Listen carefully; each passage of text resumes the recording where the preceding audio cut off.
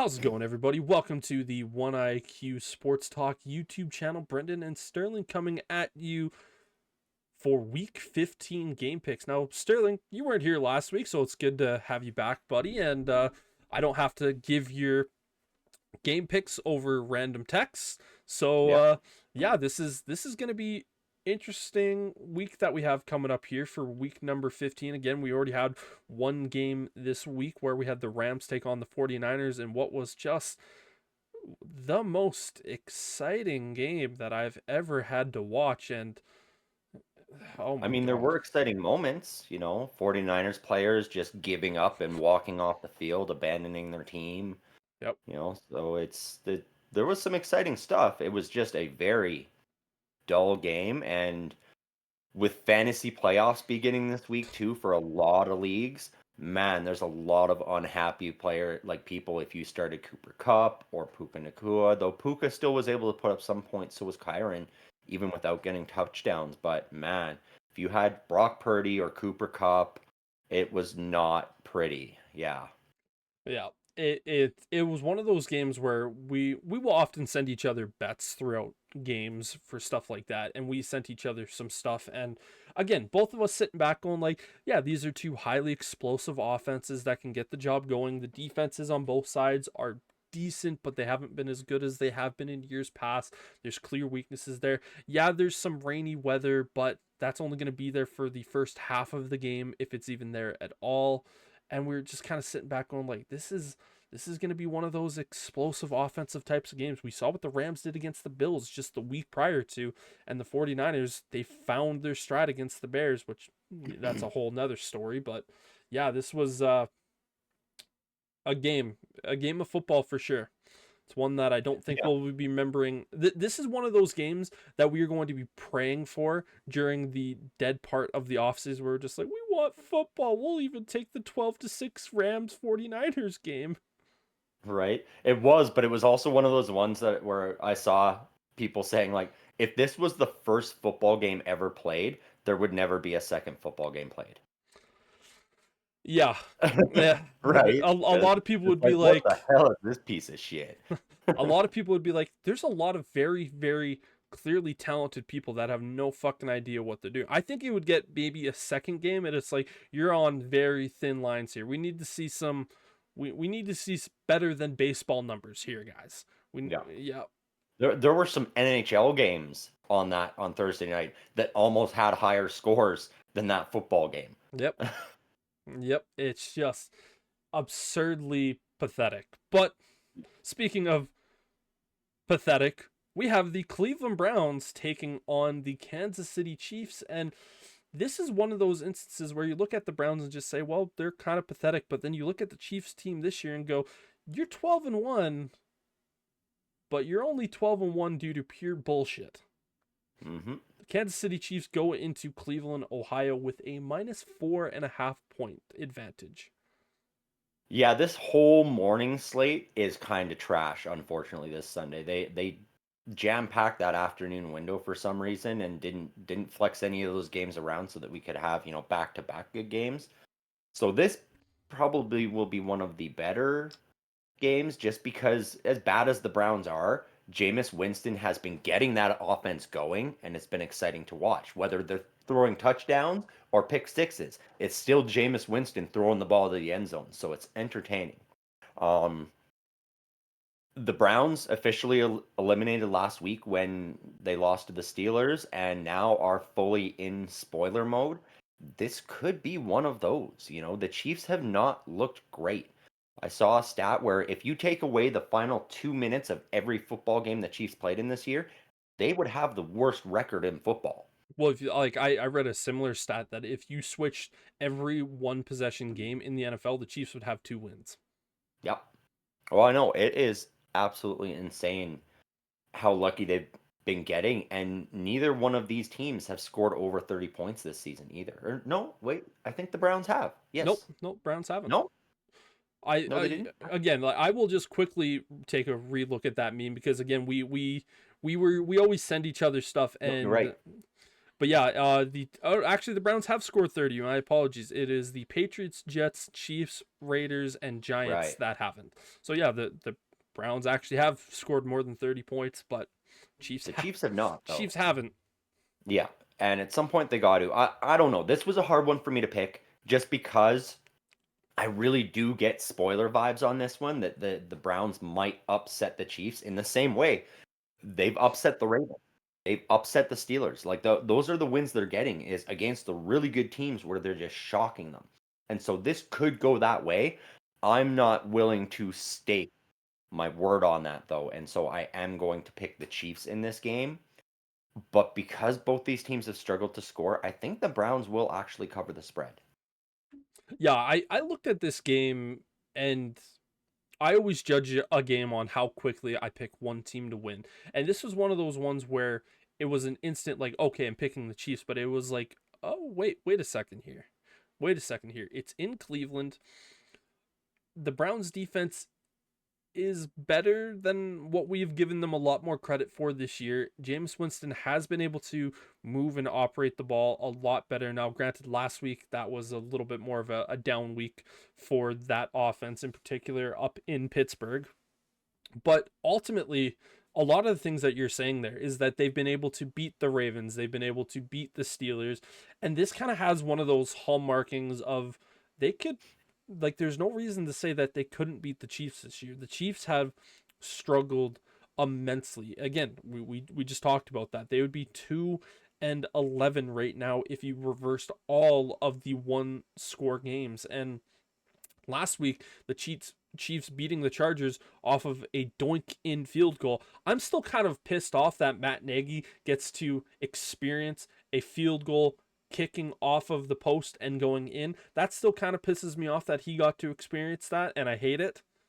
But That Chiefs Black Magic, man, every week. This Christmas Day game, as it approaches, it's going to be a wild Black Magic battle between the Steelers and the Chiefs. yeah, it's genuinely going to be whose black magic is stronger. And Yes. the Chiefs black magic has, again, you just look at it and go, man, like this is a team that the Chiefs should probably lose to. And this is a game that the Chiefs will probably not be super great in. But the Chiefs will end up winning it somehow in the last minute, like they have with every other game this season that they've seemingly won. I don't know if the Chiefs really have a convincing victory this year, and I don't think this is going to be another one. So, like yourself, I'm choosing the Chiefs on the money line, but I'm taking the Browns on the spread because it's the Chiefs, man. Like, they are the heart attack inducing team this year. Next up on our list is another AFC North team. This time it is the Cincinnati Bengals who are going down to Nashville to take on the Titans. Cincinnati is minus 5-point favorites. Yeah, I mean, the Bengals, they pulled out a win against the Cowboys to sort of keep their season alive. I don't think they're mathematically eliminated yet, but They're not. man, They're like 10% odds. I'd I'd It's be probably surprised even less than and that. at this point. Yeah, They basically have to win out and have and a hope lot of for a stuff couple goes of other right. teams like the Texans, Steelers, Ravens to start losing some games. Yeah. Um, I mean, Joe Burrow is still putting up amazing numbers, leading the league in passing and passing touchdowns. Jamar Chase is doing phenomenal things as well, and I have no Stupid. reason to believe that they won't continue doing that this week. I think they're going to have a much easier time of it against the Titans than they did the Cowboys for some reason. I'm not sure why they struggled so much against that Cowboys team, but I think the Bengals go down to Tennessee and just mop the floor with the Titans. And Bengals win this game and they win it fairly easily. They cover that spread and then some. Yeah.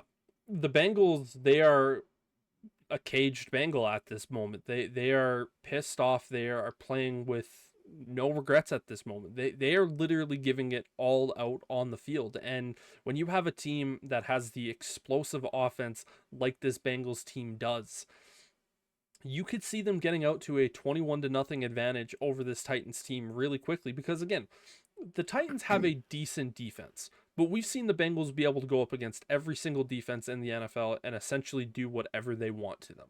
I think the Bengals offense is so good. They can go up against the number 1 defense in the NFL and probably put up more than 21 points in a game. That's just how good they've been. Like Joe Burrow and Jamar Chase are playing at a completely different level this year. And if you were to say Jamar Chase could break Randy Moss's receiving touchdown record this season, I know he's only at 15 right now, and I think the record's 24, but I would look at it and go, for Jamar Chase to only get 9 more receiving touchdowns this year, yeah. And speaking of Randy Moss, hopefully that he's going to be able to, beat, the cancer and everything in that one. Hopefully he's all good. But yeah, I just look at this Titans team and go, are we really expecting Will Levis or Mason Rudolph, whoever is going to be playing at quarterback, to be able to compete with the Bengals offense? And now the Titans may be able to get a few touchdown scores here and there, but are we really expecting them to be able to compete and keep up? And to me, the answer is no. And I think the Bengals win this game fairly easily, and I think they absolutely mop the floor with the Titans. Next game up on our list, where we have the Washington Commanders taking on the New Orleans Saints, where the Commanders are minus 8-point favorites. Saints do not have Derek Carr. Yeah, so I mean this is sort of a wild card game because the Saints, I believe is it Desmond Ritter they've got in there, Uh, or who is it? no, I can't remember, but Desmond they Ritter is did. likely going to be the starting quarterback for the Raiders this week with Aiden O'Connell That's what down, it was. but Yeah. it's Either way, yeah, it's one of the rookies that they drafted this year in like the 5th round. Spencer Rattler. Spencer Rattlers. Rattler, Yeah, right? Names sound too similar, man. yeah. So who knows? They might be able to get something going, but really this team is so banged up. They've got so many guys on the injury report. Like the Saints, they're that horse with the broken leg where it's like, just put it out of its misery at this point. Um, and the Commanders, they're chasing the Eagles right now, as well as the wild card race. They're still in a wild card spot at the moment, so they need to keep winning to get themselves that playoff spot. And I think the Commanders this week they do that. Jane Daniels is the number one fantasy producing quarterback in the NFL this season, putting up phenomenal numbers. Terry McLaurin doing great things. You know, you can bet on him to get a touchdown pretty much every game.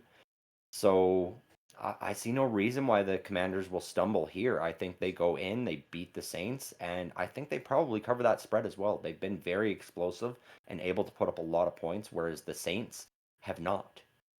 Yeah, this is one of those games where you look at the Commanders after stumbling a little bit these last few weeks, you go, this is one of those games where you can start to get a little bit more comfortable in, just kind of it's almost like a padding your record type of a game at this point in the season. Again, the Saints, they don't have their number 1 wide receiver, they don't have their number 1 quarterback. They're going with a 5th round rookie who, let's be honest here, in Spencer Rattler, is probably not going to be much of anything in the NFL. This just has the hallmarkings of just a really bad game for the Saints and the Commanders to kind of just continue in that wild card race and just really make sure that they can potentially have a better matchup going into the playoffs as opposed to, having to go up against the Eagles in the first week of the playoffs in Philadelphia, where they're likely going to struggle. But yeah, I think the Commanders win this game, and I think they do cover that 8-point spread. I just don't. If Derek Carr was in this game, I would say the Saints were likely going to be able to cover that spread, but I don't trust Spencer Rattler to be able to do that. Next up here is probably the easiest game that we've had to pick this week. That is the Baltimore Ravens taking on the New York Giants, where the Baltimore Ravens are minus 16.5 points. I know that is nuts, isn't it? That's like college level spreads That is the right there. biggest spread that we have seen this season. Yeah. And yes, this was the easiest game to pick this week, but it was also the one that I want and upset the most. I want somehow, some way for the Giants to pull some magic and just knock the Ravens off so that there's that much greater of a gap from them being able to win this division. But I know that's a pipe dream. It's not happening. And so yeah, I am taking the Ravens to win this game. And really, as insane as it is, because it's such a massive spread, I think they cover that spread too. There is nothing that you can say with the Giants that gives you any sort of hope or optimism this season at this point in the year. Drew Lock, Tommy DeVito, whoever they have starting at quarterback is just not good. Like it's very, very clear that they are not good players or good quarterbacks, really. And this Ravens team, they are looking at going, we are still in a hunt with the Steelers for this division. We need the Steelers to have a few rough games, and now they have 3 games in the next 10 days, which is likely going to help us. And I'm pretty sure one of those games is against the Ravens. It is, and the Ravens also have 3 games in that 10-day stretch as well, Mm. because they play that Saturday and they play Christmas as well. And the Saturday and Christmas Day games is the same 4 teams too. Ooh, And so all 4 of those teams on Christmas will be playing three 10. games in 10 days. So they'll all be equally tired, Yeah. which is at least nobody has that overwhelming advantage. But really, all of these teams need to really be careful and watch out Yes. for injury risks. Yes. And this is one of those games where I think the Ravens are going to rely heavily on Derrick Henry and their running game and really just say, we're going to dominate you on the ground. We're going to have some quick play action from Lamar Jackson to Zay Flowers and Mark Andrews, because let's be honest here, that's the only 2 players he actually throws the ball to. And yeah, I think the Ravens win this game, and I wouldn't be shocked to see them put up 21 points in this game. Again, 16.5 point spread is one of those things where you just go, that's insane, man. That is an Yeah. insane number. That is college level stuff. But like it feels fitting. Like we often have talked about this game of where we'll look at a team, we going like, oh, they're only a 10 point favorite. That feels insulting. This game feels like it's bang on the money for the point spread. It really is too, and because I mean, I was also looking at some stats from a Giants practice that occurred earlier this week, just a couple of days ago, at home in MetLife in that weather. It was gross, it was cold, and they went over. They were running their offense against no defense, just running drills, and they did not complete a single pass running drill without defenders out there. Which at that point you go, oh shit, Yeah. they're not going to be able to do anything once you throw. You can just put some pylons out there, and they're going to be in trouble. So yeah, Yeah, that well 60 point spread I think is probably generous in favor of the Giants at that point, really. yeah, it is just completely absurd. But next up is a game that if we were to talk about this game earlier in the year, being like, there's no way this is going to be as close as it should. That's being the Cowboys and the Carolina Panthers, and the Carolina Panthers are minus 3 point favorites in this game. Wow, I'm surprised they gave the Panthers the favorite odds in this game. I will say, since Bryce Young's benching, since he has returned, this team has looked better. He is looking more poised, more comfortable playing football. The team around him still isn't great. He doesn't have a lot of weapons. Leggett has been doing well, but like his O line still needs work. Like the defense still needs work. Like this Panthers team still isn't great. But the last 2 weeks, they took both the Chiefs and the Eagles down to the wire. They only lost to the Eagles as a result of a dropped pass. From If that Leggett. pass had been caught, they would have beaten the Eagles at the end of that game, which is crazy to think. And the Cowboys, they've looked bad. They cost themselves a game last week on a just terrible decision play. Um, Honestly, I looked at this game. I thought about taking the Cowboys for about 3 seconds, and then I went, you know what? This is going to be one of those games the Panthers win. And so I am picking the Panthers to win this game and cover that spread because I don't think the Cowboys can get anything done. If funny enough, the Cowboys were at home, I would actually agree with you on this one. But the Cowboys have been better on the road this year. They have a 4-2 record away from Dallas, away from Arlington. But I just don't trust the Panthers, man. I think Bryce Young has been better this year, but he still hasn't shown me truly enough to really make me believe that he's going to be much of anything in the NFL. Has he been better? Yeah. His numbers are still meh. Xavier Yeah. Leggett, dropping that pass. He had those issues in college, and it's not like he's been a world beater.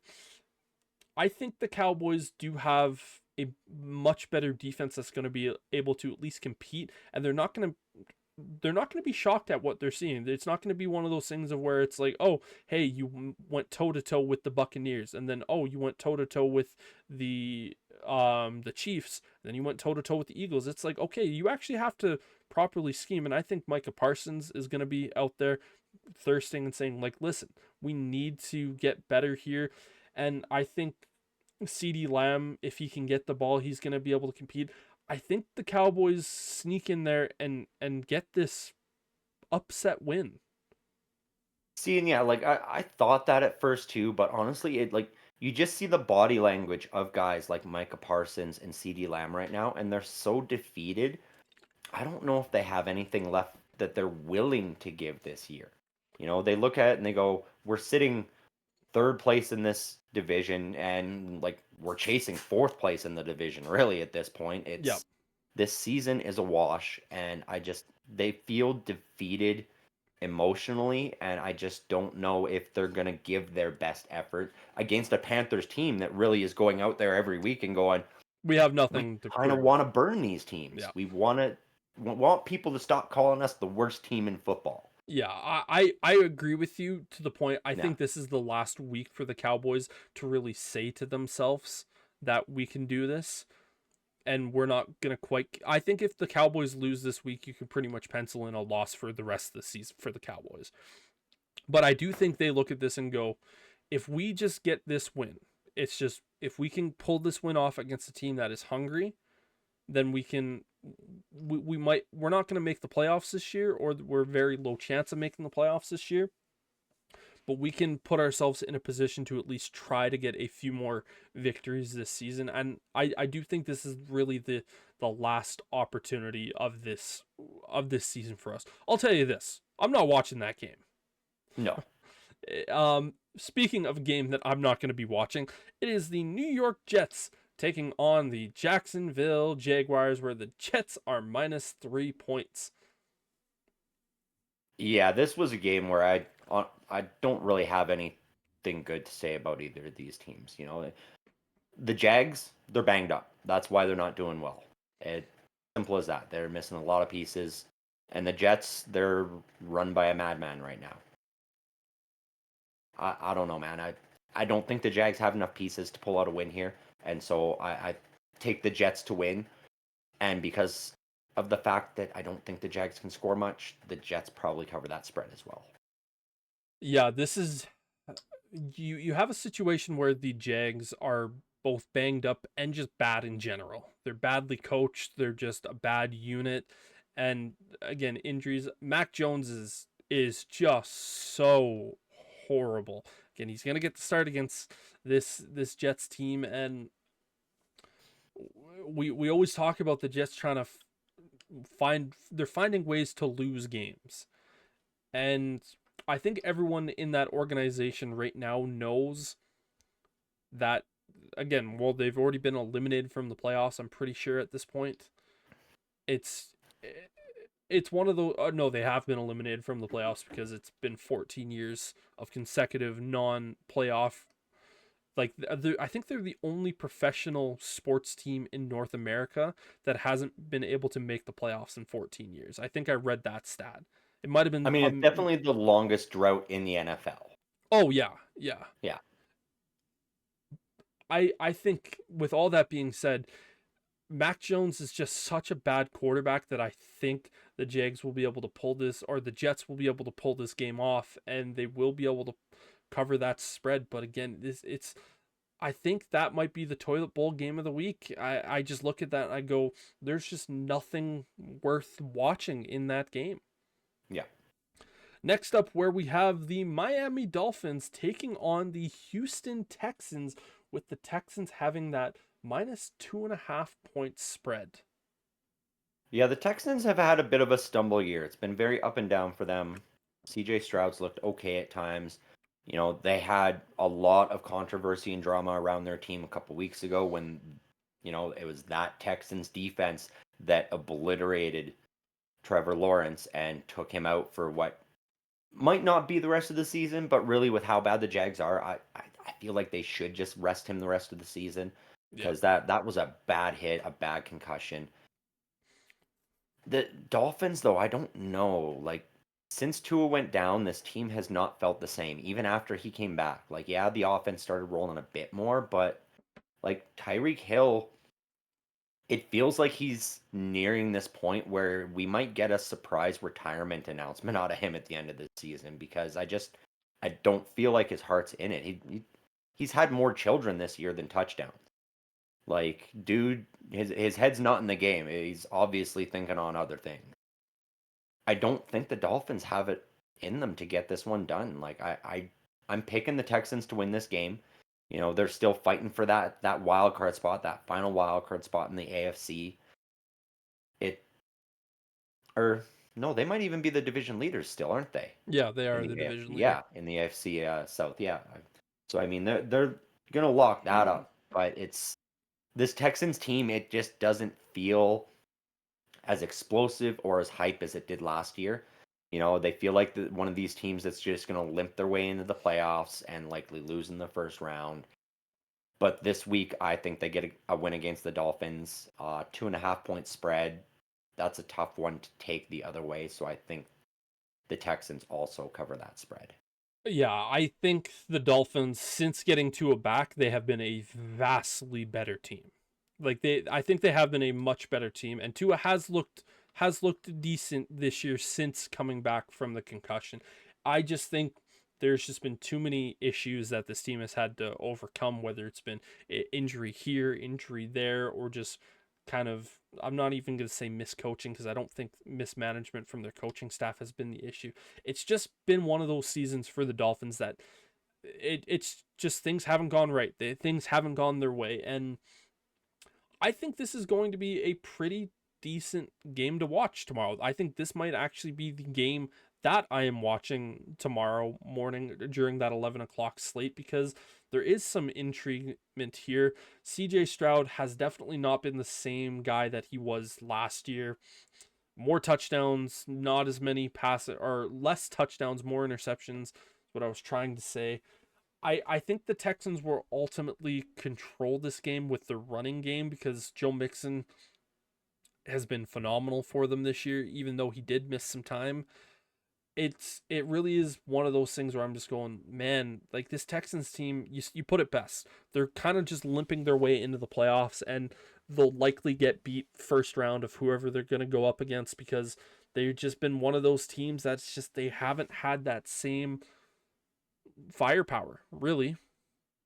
And but I do think they ultimately win this game, and I do think they cover that spread.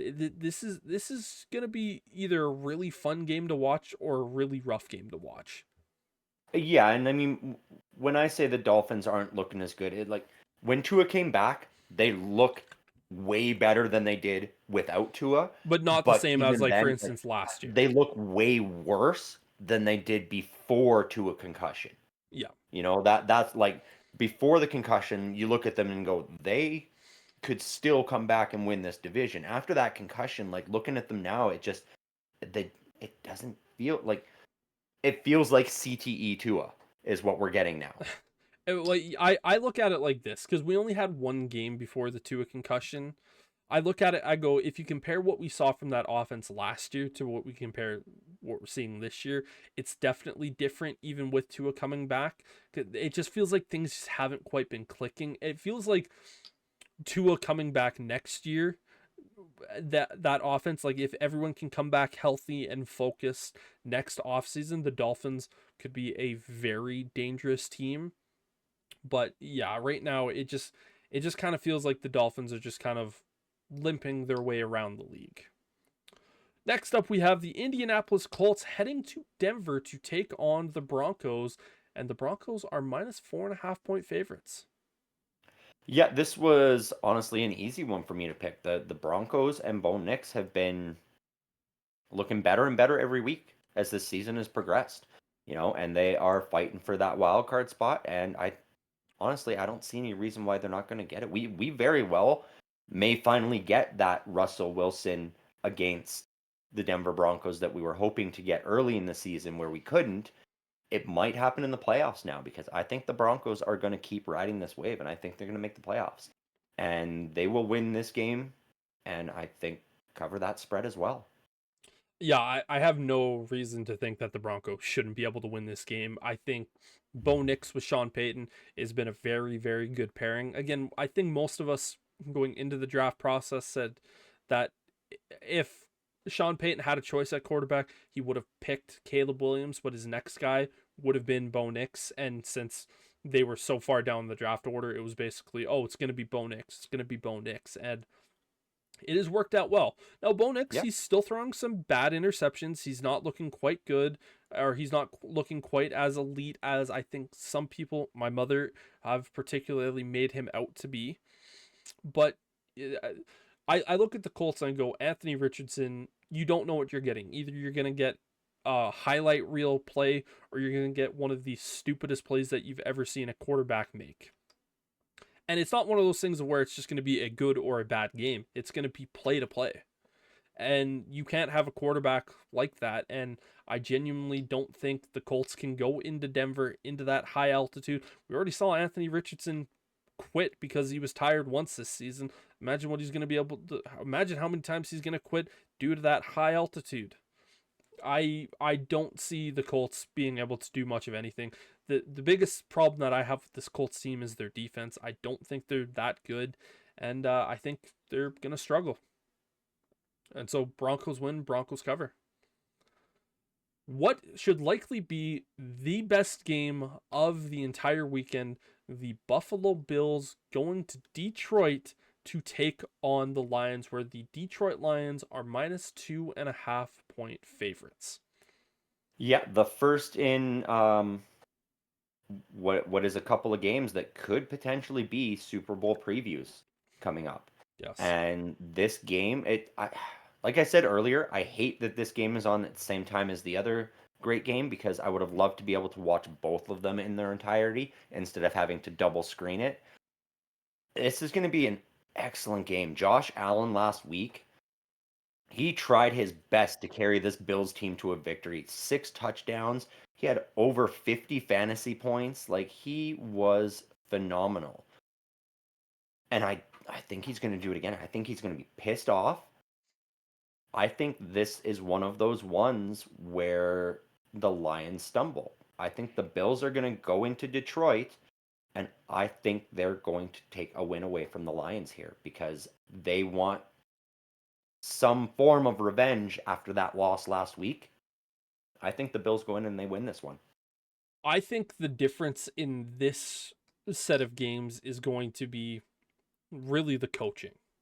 I think the coaching is what's really going to matter in this game. And one of the reasons why I'm so interested in this game is obviously for Ben Johnson because he could be a potential head coaching candidate for my Chicago Bears. And this Lions team, they are playing with a different energy than what we've seen. Again, we all know Dan Campbell has put an amazing culture with that team of just you do not play against us and have an easy time. We are going to bite a kneecap off. And I think this Lions team, they have studied that Rams tape quite well and they've gone, okay, this is what this Rams team did to ultimately move against this Buffalo Bills offense. And this is going to be an absolute shootout. If this was in Buffalo, I would give the nod to the Bills. But since this is in Detroit and this Lions offense has just shown time and time again this year, we can basically kind of do whatever we want at any given moment. And we do know that the Bills have had some struggles from time to time this season. I think I'm still going to have to go with the Lions on this particular occasion, but I will give the Bills the point spread. It's going to be a close game. This could very easily be the Josh Allen MVP game that what we could potentially have following the end of the season. But man, oh man, this is just going to be such an unbelievably fun game to watch. Like, I almost feel guilty choosing one team over the other because it just Yeah. feels kind of wrong. Like this is generally one of those games where you go, I don't want to put any money on it. I don't want to make any predictions. I just want to sit back and enjoy what is going to be unbelievable football. Yeah, 100%. And I mean, I think at this point, being that the MVP award is a quarterback award, I think Josh Allen's the front runner right now, Oh, honestly. well, Even undoubtedly the front before runner. this game happens. I'm And just saying this is the I, game that solidifies his MVP. oh yeah, yeah, Yeah. for sure. And I agree if it was in Buffalo, it would be hands down a win for the Bills. I just think this is one of those situations where Josh Allen, it's going to be like that Kansas City game where Josh Allen, like it's a back and forth shootout a bunch. And then all of a sudden the Bills are up by 1 or 2 or 3 points. And Josh Allen's like, forget this. I'm not even throwing it. I'm just going to run my way down the field and run guys over and get into the end zone, make this a 2-score game so that they cannot come back. It's going to have that same sort of feeling, I think, and that's going to ultimately be what seals it. Yeah, again for me, I feel guilty choosing either way. It's one of those things where all the arguments that you made are without a doubt accurate, and I can agree. I'm sure all the arguments that I made for the Lions, you could Yep. sit back and go, "Yep." It I again for me, this was really take a coin, flip it up in the air, and whatever side it landed on, go sure, why not? Yeah, like I would not be surprised to see this game go to overtime. Who knows? We could even see this game end in a tie after overtime because these teams are so well matched. Please God, no. You know me, I hate ties in Ah, so sports. do I. Yep. So do But I, but like just think of the drama that would create for if they do end up meeting in the Super Bowl. oh my God, it would be Right? It's like insane. these teams played to a tie because they couldn't figure out which one was better. So now we get the Super Bowl to figure out which one truly is. Yeah. But your Pittsburgh Steelers go cross state to take on the Philadelphia Eagles, and the Eagles are minus 5.5 point favorites. Yeah, this is two really hot teams right now. You know, the Eagles haven't lost in, I can't even remember how many games, and the Steelers have only lost one in their last, I think, 7 or 8. And that was to the Browns in that nasty snow game. And so this is going to be a fun game either way. You know, both these defenses are really good.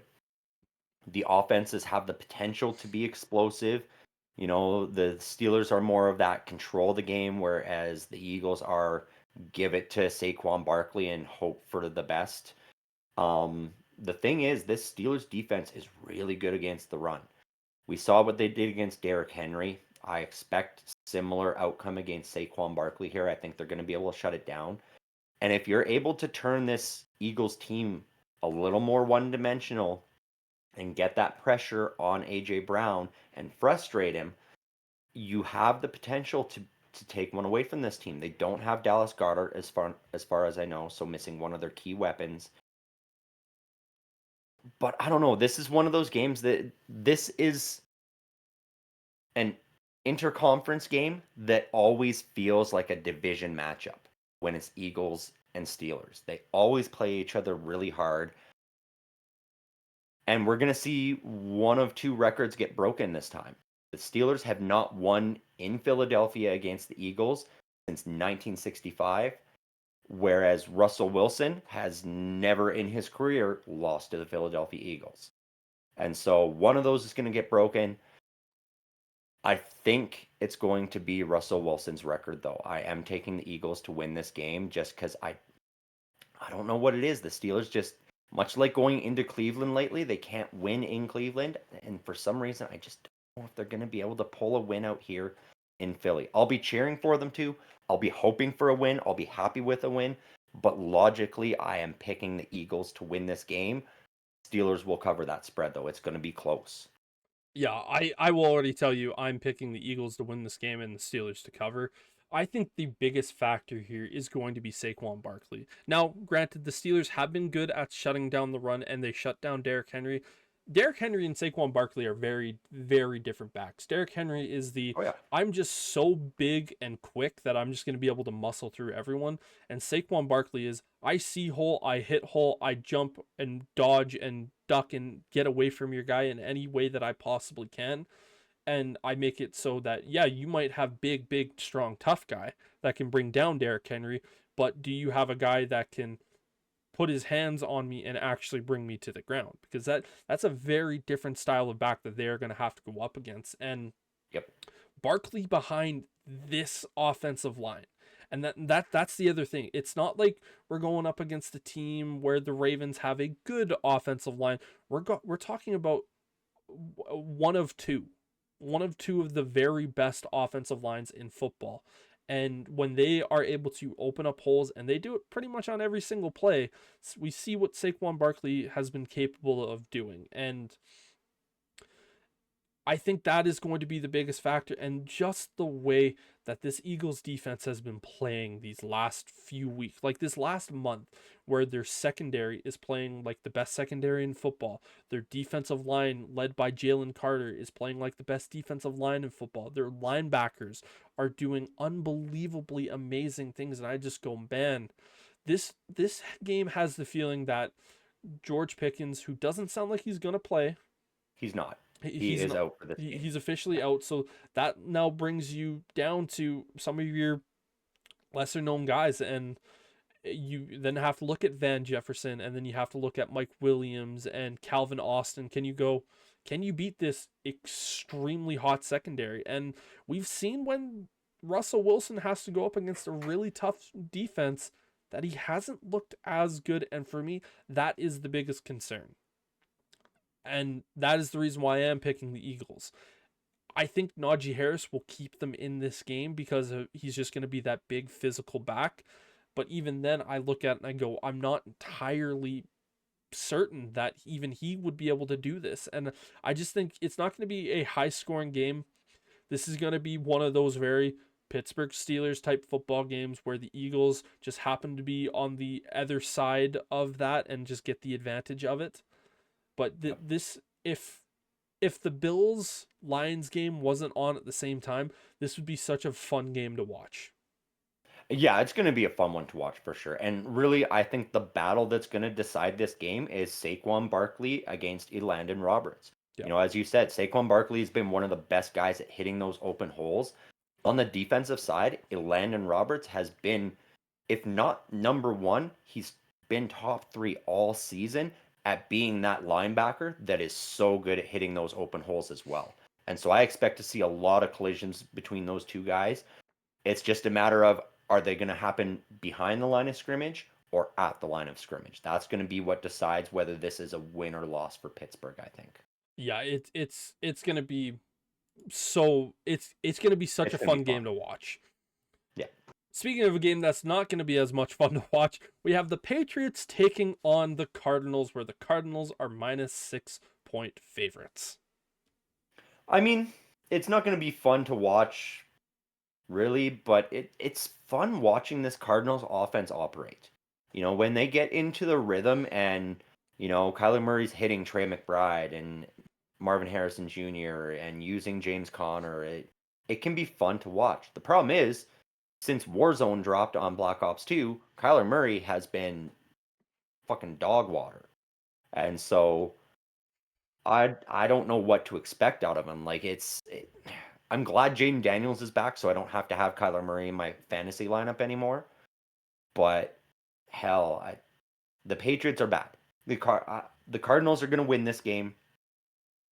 I think the Patriots will keep it close enough to cover that spread because the Cardinals have not looked good the last couple of weeks. We'll likely see near 10 receptions for Trey McBride. We might get to see a touchdown for Marvin Harrison Jr., and that'll probably be about it for this Cardinals team. It's not going to be a sexy, high scoring game. It's going to be dull and boring to watch for most of it with a couple of really good highlights, and then it's move on to the next game.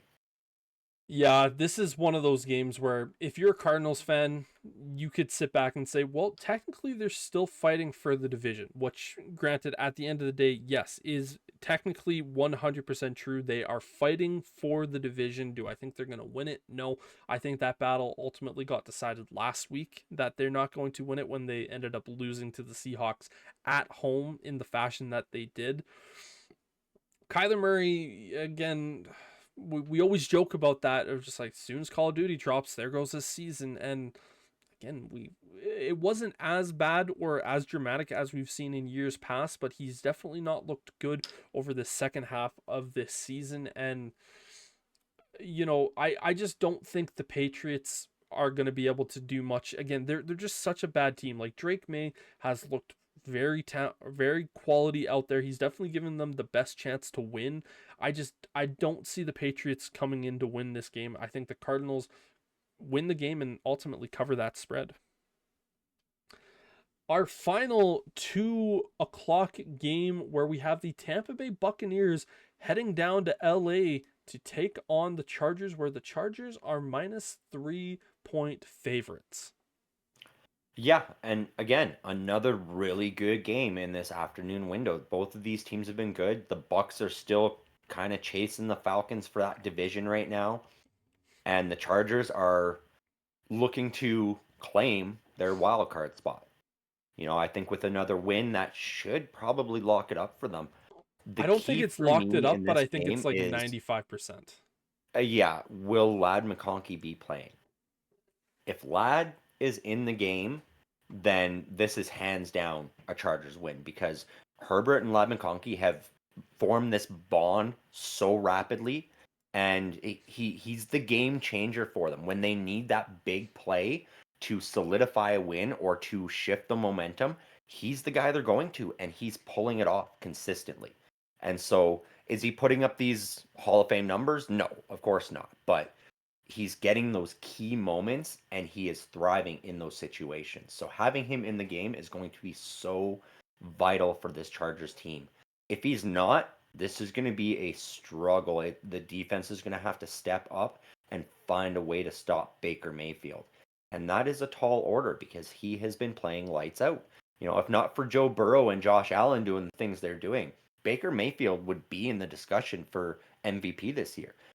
But because of what those other guys are doing, we're not even talking about him, unfortunately. Yeah, We talk about him, but we can't throw his name in the MVP because he's not doing the same sort of thing, unfortunately. Baker Mayfield will get MVP votes this year, but He he's will. not he's not going to win. No, no, I don't think there's any chance there. Being that this game is in LA, I think the Chargers are going to be able to squeak out a win here, but I think the Bucks keep it close enough to cover that 3-point spread.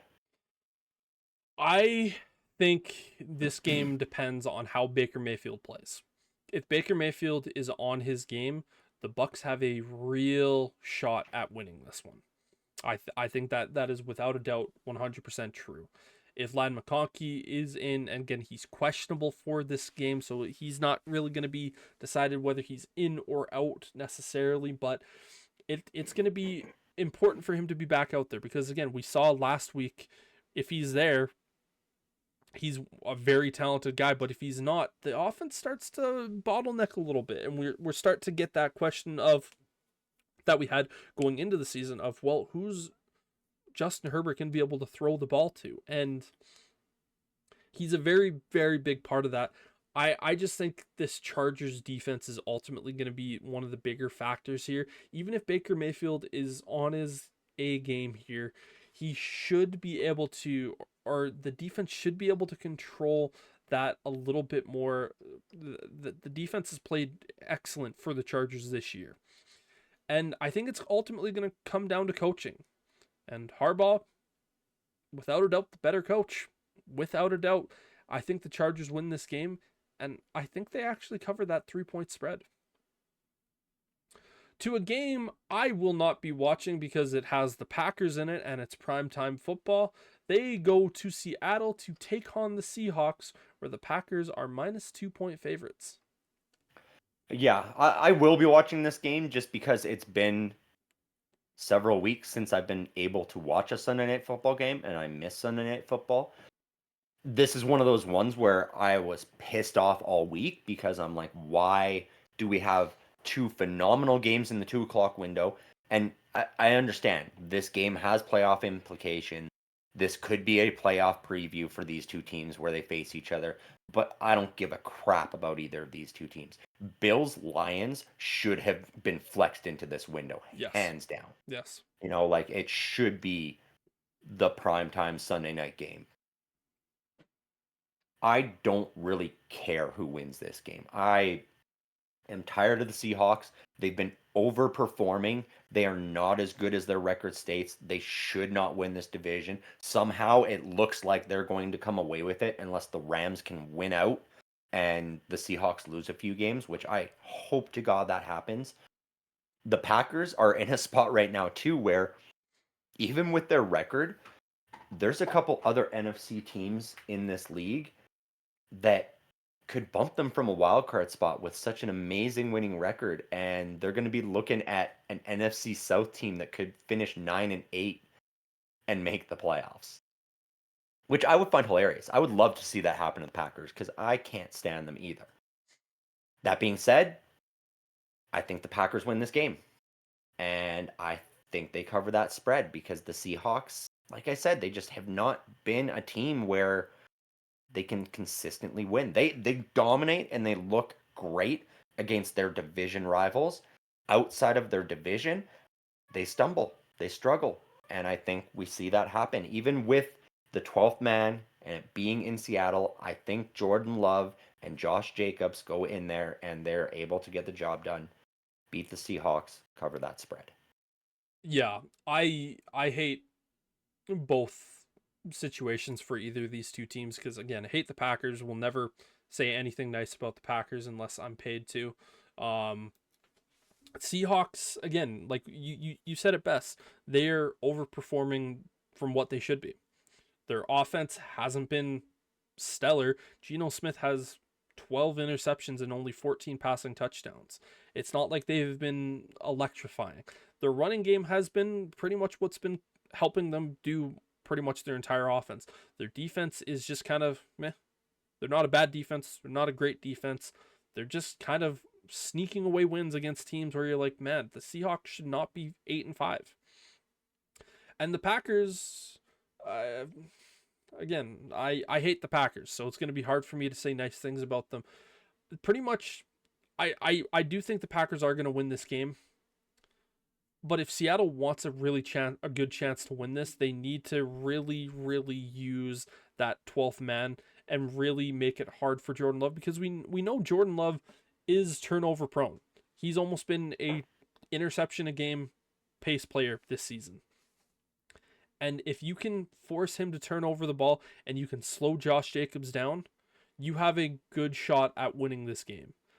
But I just don't think the Seattle team is going to be good enough to stop Josh Jacobs and really force Jordan Love to have more turnovers.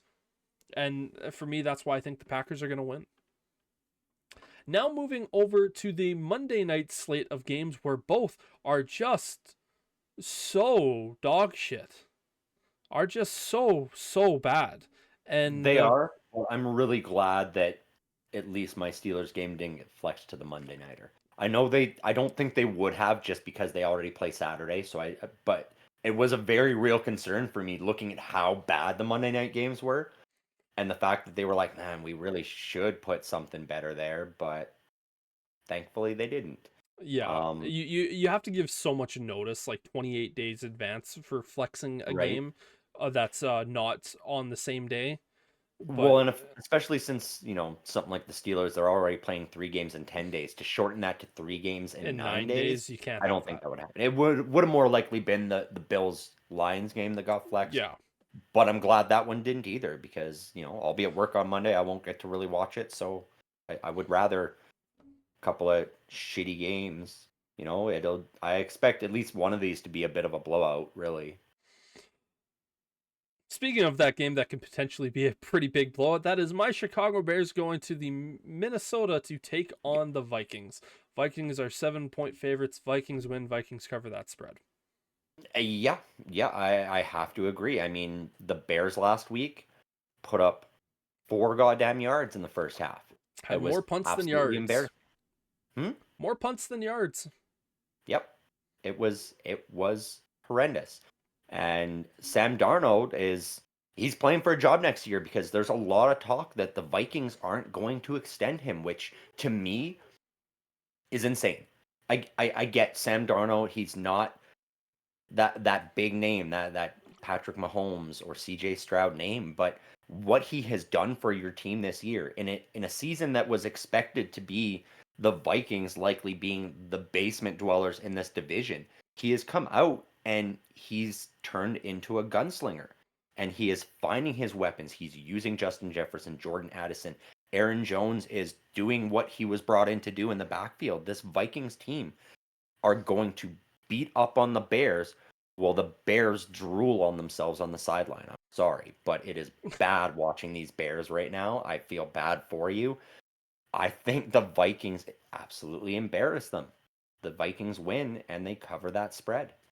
I think again, the reason why we're hearing rumors that Sam Darnold won't be re-signed is obviously JJ McCarthy was the first round draft pick last year, and so they're definitely going to want to use that. I don't think it's completely unreasonable for the Vikings to re-sign Darnold and basically say, listen, kid, JJ, you're going to have to sit another year while we have this window right now, and you get to learn while being healthy in this particular instant. I do think this game will be closer than what you necessarily make it out to be because we do have to remember this is a divisional game, and the Bears, while they did get absolutely beat up on last week, they faced the Vikings a few weeks ago and took them to overtime. And we talk about Justin Jefferson when he played against the Bears last time. We kind of all forgot about Justin Jefferson by one man, Mr. Jalen Johnson, saying, "Hey, JJ, this is the first time that we've gotten to play each other since our rookie years. You're the best receiver in football. I'm the best corner in football, and I'm just not gonna allow you to have a fun game here today." And he Yeah. didn't. And it was Jordan Addison going up against the number 2 corner in Tyreek Stevenson and Terrell Smith that really allowed him to pop off, and he was the big factor in that game. And the other big reason why I think this game will be closer is I do think Caleb Williams will keep this Bears team in this game. We talked about the embarrassment of the offense in the first half.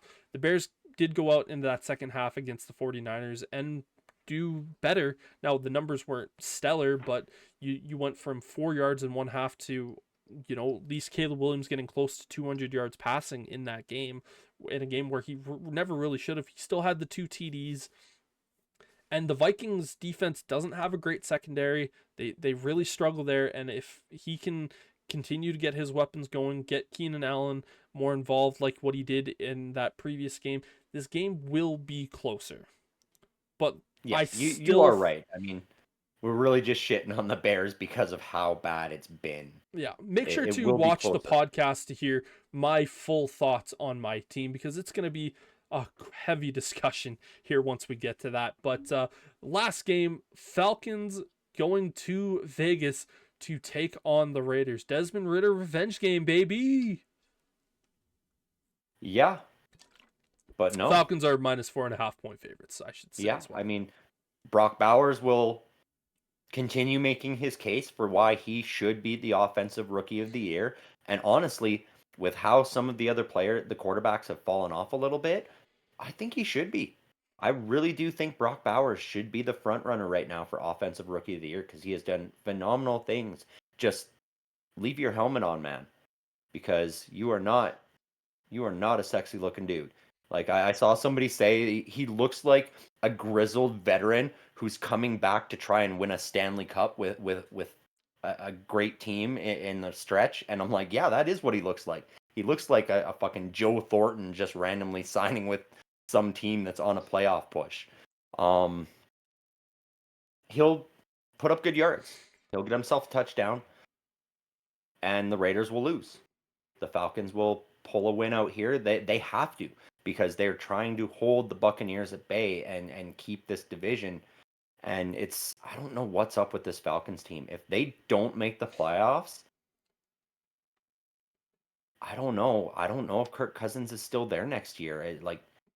It has not looked good to the point where they might decide to try and shop him around with such a weak quarterback class as we talked about earlier. There might be a team out there willing to take that contract and pay for him so that the Falcons can just move on to Michael Penix. I don't know. This Falcons team is a bit of a mess right now, but they're a mess that's still trying to fight their way into the playoffs. And they'll get a win here against a bad Raiders team. Well, and they're a mess, but as my old man would like to put it, the team that a team that is in a troubling situation when they play the Raiders, they always seem to somehow get out of that trouble for at least that particular game. And we talk about Kirk Cousins being as bad as he's been this year, and he has been pretty poor playing this season. He hasn't been great the last month and a half, it seems like. It's it just has all the hallmarkings of the Falcons come in, they just look at the Raiders and they play really really well, and they'll just beat the Raiders. And right now, if you're the Raiders, you kind of want to just lose out. You kind of do. You can't go into next season with Gardner Minshew, Aiden O'Connell, and Desmond Ritter as your potential three starting quarterbacks. It's going to be a three-sided coin to determine who's going to get that starting job next year. You have to be in the position to draft one of the two quarterbacks that is going to be first round worthy. And if anything has told me, it's likely going to be they need to get that first pick so they can guarantee draft Shador, which I, Yep. again, that's a conversation for much later on my opinions on that particular move. But you need to be in a position to draft a quarterback. I'm not going to say that the Raiders are going to purposely tank for that, but it does kind of have one of those makings of that the Raiders, they might just sit there and go like, if we lose this game, is it really the worst thing ever?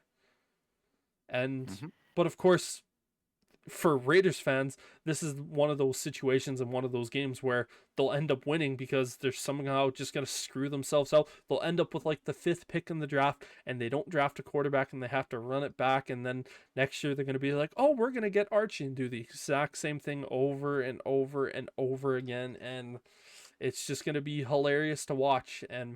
But that's going to do it here for us today, guys. Thank you all very much for watching. We'll be back next week for more game picks.